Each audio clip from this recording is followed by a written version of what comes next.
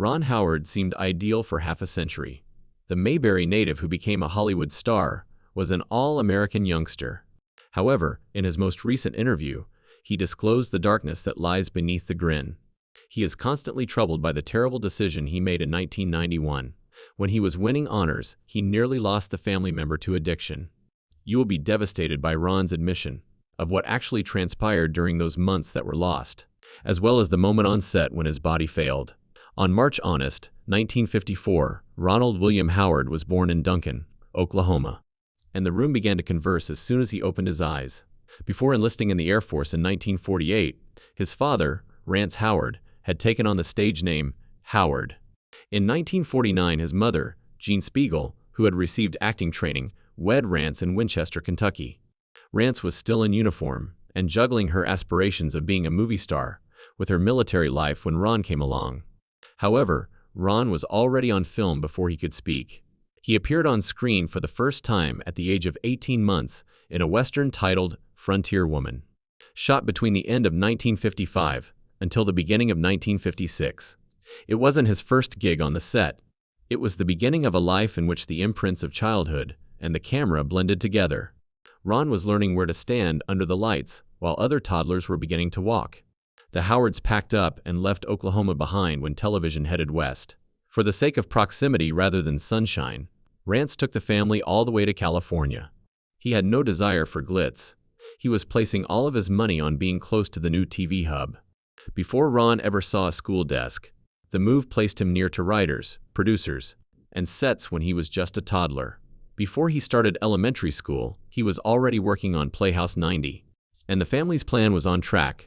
By the time his brother Clint was born in Burbank on April 20, 1959, their profits were handled internally. No outsiders or studio guardians, just a father juggling his acting career with being his son's one-man support system. In order to stay in touch with Ron's world and keep things going, Rance accepted more than 140 film roles and 177 TV appearances. Then October 3, 1960 arrived. Ron was 6 years old. America first saw Opie Taylor on the Andy Griffith Show that evening. Ron appeared to be simply another young actor with the Ronnie Howard credit. However, the relationship was distinct. Something more profound occurred on set. Rance didn't simply leave his son. He posed a challenge to the authors. He informed the producers after an early reading that the father-son scenes in the production felt phony. Andy Griffith paid attention. They shook hands on a tangible object. The bond between Andy and OP would be similar to that between Ron and Rance. The essence of the show was created by that handshake. Rance even made 5 appearances as a guest star throughout the years, remaining close to Ron while he managed schedules and scripts that most adults would crumble under. Ron didn't simply mature for 8 seasons till 1968.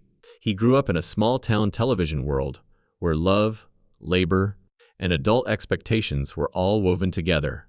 They didn't live in a star palace in Burbank.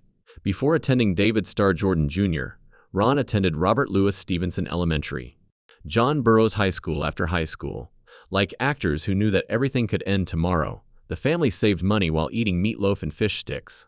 Rance and Jean followed the rules, but there were stacks of scripts close to the supper table. No stage parent chaos, no paid guardians. When Ron wasn't learning lines, he participated in Park League sports. Clint also entered the business and steadily accumulated more than 200 acting credits.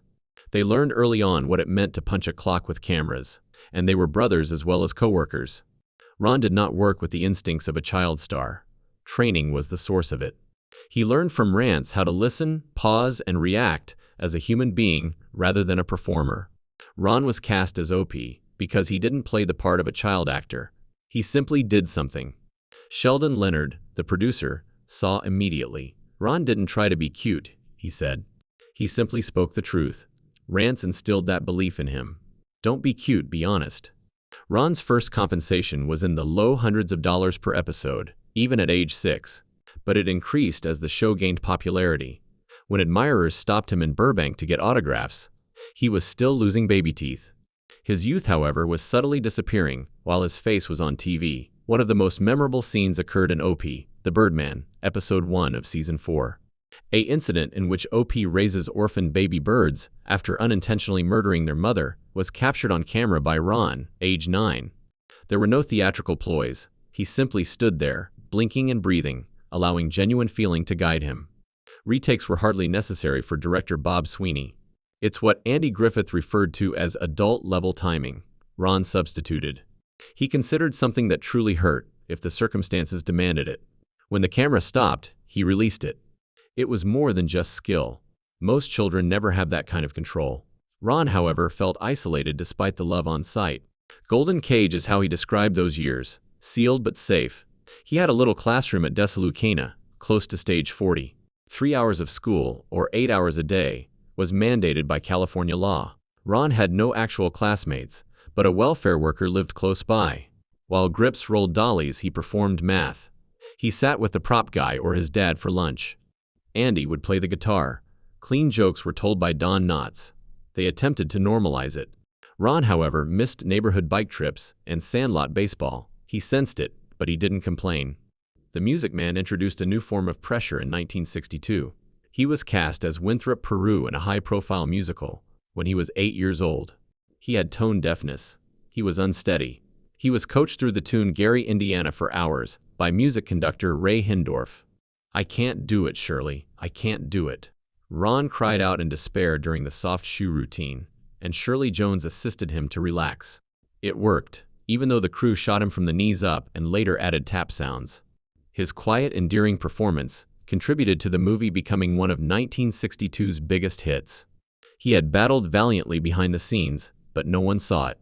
Ron committed both his and Shirley Jones's lines to memory in between takes.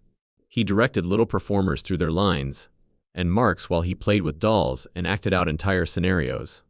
It appeared to be play to others. It appeared to Shirley like a budding filmmaker.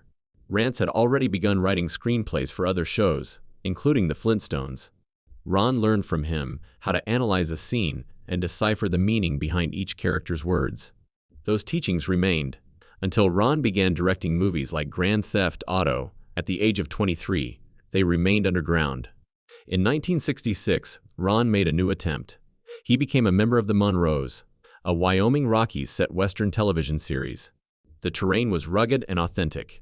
He watched ranch hands to learn how to ride a horse. The place was pricey. In 1967, NBC canceled the series after just 26 episodes. Ron was 13. He experienced rejection for the first time. Even while the Andy Griffith Show was still running strong, he was severely impacted by the Monroes. He believed he was to blame. He still felt the sting. The Brady Bunch pilot called in 1968. An audition was extended to Ron. He declined it. His parents said no, not because he didn't want it. Gene and Rance established a rule. Every day, starting at 9:00 a.m., one of them had to be at home. And 6:00 p.m. They desired balance if a job became available. They wanted him to have a typical childhood. Ron also desired that. At 14, he yearned for friends, school, and space. His career may have been rescued when he passed the test, since he went on to play Richie Cunningham on Happy Days. In 1974, a position that lasted into his adolescence, and provided him with the funds and independence to work behind the camera. Ron's agent accomplished a significant feat in 1969. About $50,000 a year was obtained by him from the residuals of the Andy Griffith Show reruns. At the height of his baseball career, Sandy Koufax made more than that. The Howards, however, did not overspend. They kept it slim. They purchased U.S. bonds, opened savings accounts, and led their usual lives. Ron pleaded with friends to invest in a go-kart company. His parents gave him permission. He lost almost $25,000 in all. That was his first risk lesson. He made money acting, but managing it was a different matter. That lesson stuck.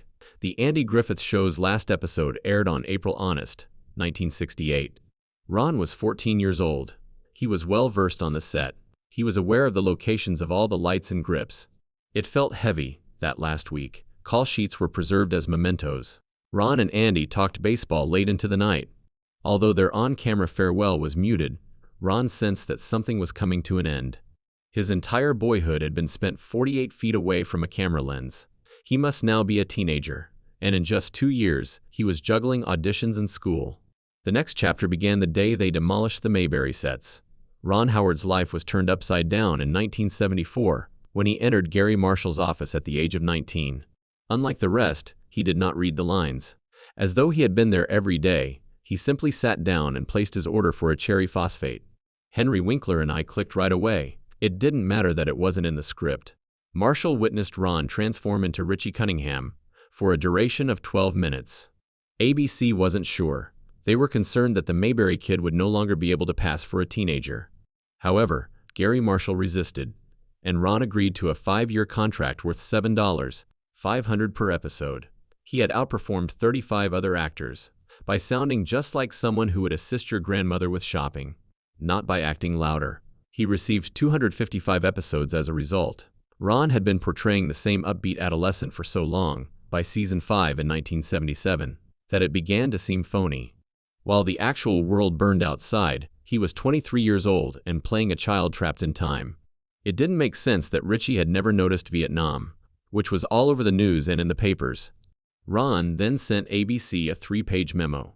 He requested actual subjects. He submitted an article about Richie being drafted. No, they said. Too dangerous for advertising, too political. Therefore, glances were the compromise. Background: Richie reading war-related newspapers. A little remark regarding deferments. Ron felt constrained. Later, he told TV Guide that he felt like he was out of breath, as a joyful adolescent, when the world was no longer happy. That frustration rooted something inside him. He wanted to do more than just perform. He wanted control. He desired to be a director. Fonzie was all over in 1976. $50 million worth of goods were sold, including lunchboxes, posters, toys, and leather coats. ABC attempted to change the program's name to Fonzie's Happy Days. This type of thing was nothing new to Ron. Rance, his father, had spent his entire professional life fighting for the right to bill. Ron got to his feet. Despite earning $15,000 every episode, he assured them that he would go away. He granted them 48 hours to maintain the original title. They risked losing him and facing a $500,000 lawsuit for breach of contract if they didn't. Gary Marshall took his side. The episode focused on a family rather than just Fonzie. Halfway through, ABC gave in. Fonzie received first billing in the credits, but the name remained. The victory was unspoken. Then Ron got his chance in October 1977. A Date with Fonzie. Episode 5 of Season 5 was directed by him. It had a meager $10,000 budget. 3 days, 32 scenes. He arrived with a shot list so thorough that the team referred to it as Spielberg level. In one scene, a 90-second tracking shot trailed Fonzie through Arnold's Diner. That would normally take hours. Ron saved $3,000 by nailing it in 2 tries. The ratings increased by 12%. That equates to 31 million viewers. In addition to his acting fee, ABC paid him an additional $2,500 each episode for directing 2 more episodes. Later, Henry Winkler claimed that Ron made him uneasy in the greatest possible way. Rather than relying on slogans, he pushed genuine emotion. Something else was developing at the same time as all of this. Ron starred in Roger Corman's low-budget teen crash film, Eat My Dust, in 1976. It wasn't just for fun, though. He had struck a bargain. Only if Corman allowed him to direct the next one would he act. Grand Theft Auto was that movie, which came out in 1977. Ron and his father, Rance, co-wrote it. Despite having a $602,000 budget, the movie generated $15 million. That is a return of 2,400%. On camera, they wrecked 70 vehicles, including 3 Cadillacs, 7 police cars, and a $40,000 Rolls-Royce. Ron didn't hold off on getting permits. He filmed close to Victorville on actual roads. The commotion was real. The cars were flipping. The cameras were shaking. In the film, he even featured his mother, brother Clint, and co-star Marianne Ross from Happy Days. On June 16, 1977, the movie debuted in theaters. All of a sudden, the redhead from Mayberry was no longer the target of jokes. On June 7, 1975, Ron married Cheryl Alai at the age of just 21. They were infatuated in high school. At his parents' place, he proposed on a couch. His best man was Henry Winkler. Tom Bosley and Andy Griffith were also present. Ron was on scene when Cheryl gave birth to their first child. He hurried to the hospital, dropping everything. He stated it plainly years later. The true story was about Cheryl. She had been all along. She kept everything together while he wrote, directed, and filmed. Ron made his breakthrough in 1982 with the gloomy comedy Night Shift, which was set in a morgue. It was a crazy story. From a morgue in New York City, two men operate a prostitution ring. It debuted Michael Keaton in his first significant role, and starring Henry Winkler. $8 million was the budget. It brought in $21 million. Test audiences found it too raunchy, so Keaton danced around with a Walkman, put thoughts into a tape recorder, and shouted, "Is this a great country or what?" Despite their nervousness, the MPAA was successful. Winkler was nominated for a Golden Globe. Keaton burst upon the action. The film was daring and demonstrated Ron's ability to create risk-taking studio productions. Then Splash appeared. Ron directed a man-mermaid love romance starring Tom Hanks and Daryl Hannah in 1984. Disney's first touchstone release was this one. Spent $8 to $11 million. $69.8 million in gross. It took hours to connect the 35-pound mermaid tail. Every underwater scene was shot by Daryl Hannah herself. No double stunt. She was a better swimmer than the pros. Producer Brian Grosser and Ron were taken aback. The movie's ending was initially depressing. Madison goes back to the sea. Alan remains on the ground. They modified it, though, because every wife in the room detested it during test screenings. After her, Alan dives in. Love triumphs. The critics gave their approval. On Rotten Tomatoes, it received a 91% rating. It received an Oscar nomination. Tom Hanks rose to fame. It was also confirmation for Ron. He was more than good. He might dominate the box office. Imagine Entertainment was co-founded by Ron and Brian Grosser in November 1985, following Splash.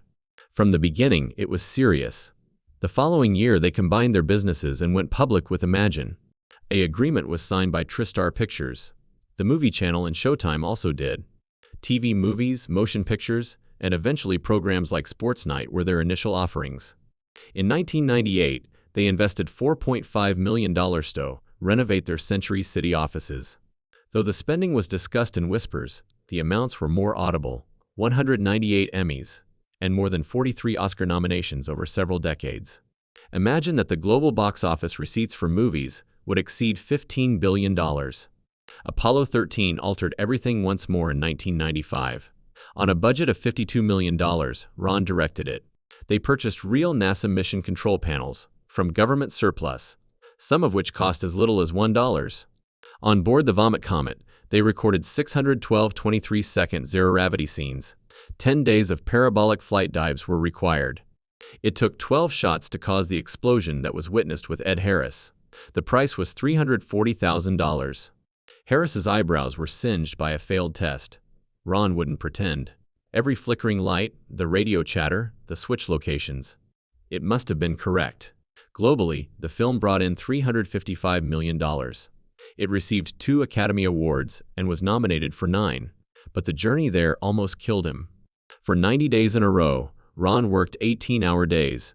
He oversaw night rehearsals, observed every reel, and attended NASA briefings. He passed out on day 90, dehydration and high blood pressure. The set fell silent. For 36 hours, production was halted. The team had mission control jerseys on when he got back. It was no longer only a film. It was evidence. O.P. Taylor had been buried by Ron. He didn't have to reaffirm it. Then he did something wrong. The 1999 release of EDT-TV came at a cost of $80 million. In total, it earned $50 million. For it, Ron had rejected Castaway. It was released 1 month after The Truman Show, which was a superior version of the same story. Critics claimed that it was part of the issue and felt like a warning about the media. Imagine the losses of $30 million. However, Ron listened, learnt, and proceeded. Imagine was working on 23 projects by 1999. They received funding from Universal for a maximum of 6 films annually, each costing $60 million. Ron's name was on them all, even though he didn't direct them all. There was a lot of activity in the offices. There were now 140 employees. Just in the 1990s, their output brought in $2.3 billion. A Beautiful Mind was directed by Ron Howard in 2001. With a budget of $58 million and a distinct vision. He aimed to evoke the same emotions in the audience as John Nash, through faith and silence, not through odd filters or disorienting effects. He captured Nash's hallucinations without any warning, shimmering edits, or visual signals. Because Nash believed that Charles Herman and William Parcher were real, they seemed authentic. Ron also wanted the audience to learn the truth at the same moment as Nash did. with 90% of the movie playing out exactly as Nash experienced it. The majority of the scenes were filmed in chronological order. To get it right, Ron went back to Princeton 3 times. The outcomes were astounding. He took home the Oscar for Best Director on March 24, 2002. However, Nash wasn't the only one whose truth was concealed behind the narrative. It was also Ron's, because behind the flawless edits and award-winning setups were fragments of his own life strewn throughout decades of filmmaking. Family, pressure, remorse, and silent suffering. Despite its success, A Beautiful Mind was not immune to criticism. The omissions were challenged by critics. They observed the details of Nash's story that were absent. The 1954 arrest that cost him his security clearance, the 1953 abandoned son, and the affairs. The oversimplified explanation of Nash equilibrium was criticized by mathematicians. However, despite all of that, the film made over $313 million worldwide. It took home 4 Oscars. Ron had demonstrated that even when a fiction softened the worst edges of reality, it could still win people over. 5 years later, Ron found himself in a whole other kind of pandemonium. On a $125 million budget, he directed The Da Vinci Code in 2006, starring Tom Hanks as Robert Langdon. The Catholic Church, however, was unwelcoming. Both Westminster Abbey in London and Saint-Sulpice in Paris closed. Even the digital reconstruction of entire churches was a challenge for Ron's team. Nothing at St. Sulpice matched the compositor's assumptions, and the virtual coordinates were wrong by centimeters. The scenes in Westminster had to be shot at the cathedrals in Lincoln and Winchester instead. Lincoln permitted filming from August 15, 2005, for a fee of $100,000. Permission was granted by the Louvre, but only at night. The Mona Lisa has no lights. Therefore, in order to acquire the picture, 5 fake reproductions had to be created. Globally, the movie brought in $758 million. The figures appeared simple. It was never. Ron was still grieving in private that year. Rance Howard, his father, had been involved in almost everything. Splash, A Beautiful Mind, Parenthood, Apollo 13. However, only a few months after the death of his wife Judy in January, Rance passed away in Los Angeles on November 25, 2017 at the age of 89. On November 17, 1928, Harold Engel Beckenholt was born in Duncan, Oklahoma. Ron referred to him as a country child from the Great Depression, who, by following his dreams, transformed his life. In addition to appearing on Seinfeld, Grey's Anatomy, and The Waltons, Rance was nominated for an Emmy for Through the Magic Pyramid. Ron had lost the man who had taught him how to listen and how to act. Based on the 2006 play, Ron tackled Frost Nixon in 2008. He documented the covert conflict between Richard Nixon and David Frost. On a budget of $25 to $29 million. He looked at old video. He observed each pause, each breath, each twitch. Nixon's famous quote, "I let the American people down," struck like thunder when Frank Langella finally uttered it. At the 80 Honest Academy Awards, the movie received 5 Oscar nominations, including Best Director and Best Picture. However, it barely made $28 in spite of the praise. $5 million. It was one of the few contenders for Best Film to lose money. Long before any of this, on June 7, 1975, Ron had tied the knot with Nancy Morgan, his high school sweetheart. Both of them were 21. From the beginning, they established a rule. Don't discuss work over supper. For 50 years, that rule was in effect. Nancy had also taken action. She had experienced joy. She was aware of the business, but she kept their house safe. Reed, the twins Jocelyn and Paige, and Bryce Dallas were the 4 children they reared. Ron was juggling studios and settings. Ron made a mistake that he subsequently came to regret when Bryce was born in March 1981. When she was 5, he conducted her school play. Despite his good intentions, he forced her to act before she was ready. He apologized years later. She pardoned him. After attending NYU's Tisch School, she started her own business with The Village in 2004, and went on to make $8 million for each Jurassic World movie. Ron took a step back. The others weren't pushed by him. He was now aware. However, not every lesson was simple.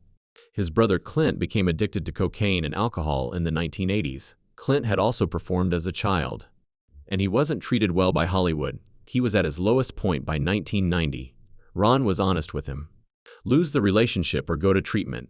Clint decided to live. They detailed everything in their memoir, The Boys, published in 2021. Ron acknowledged that he felt bad. Clint felt he had fallen behind in his personal ascent. Jocelyn was born in 1991.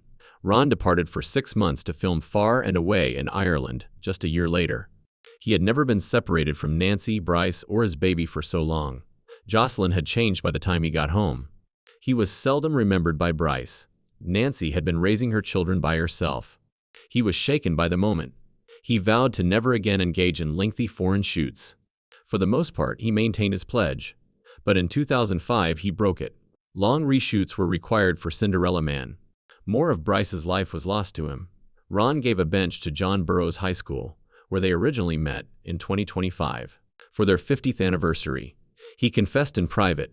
He still felt guilty about all he had missed. Nancy gave a nod. She hoped he had realized the cost sooner, but the no-work dinner rule remained in effect. He directed Hillbilly Elegy in 2020. It cost Netflix $45 million. Critics ripped apart the movie. Despite receiving a Razzie nomination for Worst Director, Glenn Close was nominated for an Oscar, a Sage, and a Golden Globe. Ron published Rebuilding Paradise, a documentary about the 2018 wildfire that burned 14,000 homes and claimed 85 lives in the same year. Heaven had been his mother-in-law's home. He was broken by the stories in the video. He described it as the most difficult assignment he had ever worked on. He spent more than a year filming. He didn't turn his head. Next was Eden. Ron took a different course in 2025. A survival thriller that takes place in the Galapagos Islands in the 1930s. While on vacation 15 years prior, he had first heard the story. That evening, he began sketching the film on his BlackBerry. Sydney Sweeney, Daniel Bruhl, Vanessa Kirby, Ana de Armas, and Jude Law were among its stars. The $55 million movie only made $1 million when it debuted in 664 cinemas. Ron described it as a creative risk that made him anxious. He was already on the verge of giving up. Around him, Solo, a Star Wars story, fell apart in 2018. After the original directors were fired, he had taken over in the middle of the shoot. 70% of the movie was reshot by him. Still, it exploded. He stated in public in 2025 that Bryce saved his directing career after Solo nearly ended it. He came back with Apple TV Plus initiatives. He continued. Ron has been married for 50 years by 2025. He and Brian Grazer have co-managed Imagine Entertainment for 40 years. With more than 50 films produced, the business received 289 Emmy nominations and 47 Oscar nominations. He has over $200 million in net worth. He gave his father credit for instilling in him the value of humility. He is now a young director's mentor.